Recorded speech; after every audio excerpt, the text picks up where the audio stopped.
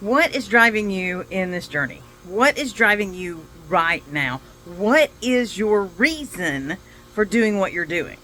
Because your reason has to be big enough and strong enough that it outweighs your excuses, or your excuses will win.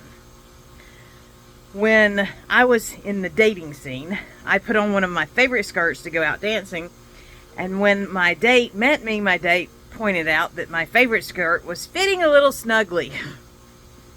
I would like to tell you that that was the last date with that particular person, but that's a conversation for another day. Call me if you want to have coffee and we'll discuss. My reason for getting healthy at that time, or really, let's be honest, for getting thinner so that I fit into that skirt better, was because of his comments. It didn't last very long.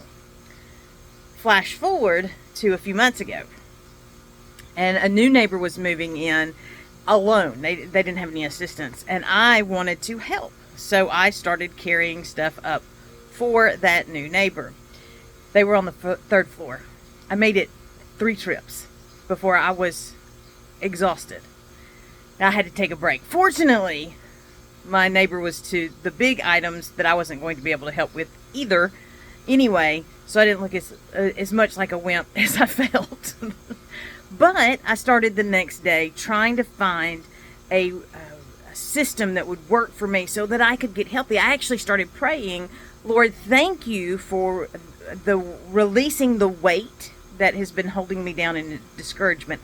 Thank you for helping me to see and to understand the body that you designed and the health choices I need to make for the body that you designed. And my focus was on getting aligned with God's will in my health.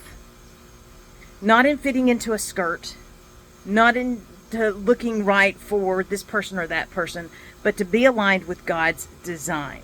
So what is it that's driving you in your purpose, in your path, in your walk today? Because your reason has to be strong enough and bold enough to overcome the excuses.